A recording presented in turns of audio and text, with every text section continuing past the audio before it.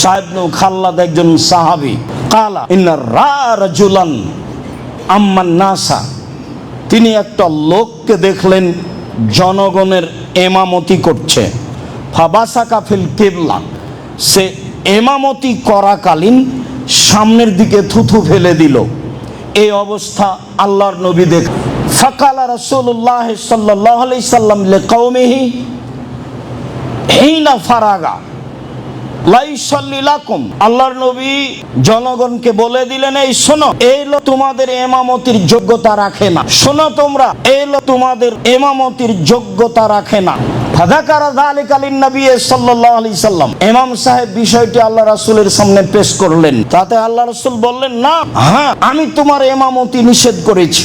বর্ণনাকারী বলছেন, আমি মনে করছি আন্নাহু কালা ইন্নাকা আযাইতাল্লাহ রাসূলাহু, আরে তুমি কি এমামতি করবা? তুমি আল্লাহকে কষ্ট দিয়েছো, তুমি তার রাসূলকে কষ্ট দিয়েছো, সামনের দিকে থুথু ফেলো মানে? আল্লাহর নবী এই পর্যন্ত বলেছেন তাকে, আরে তুমি কি ইমামতি করবা? তুমি সামনের দিকে থুথু ফেলে আল্লাহকে কষ্ট দিয়েছো, আল্লাহর রাসূলকে কষ্ট দিয়েছো।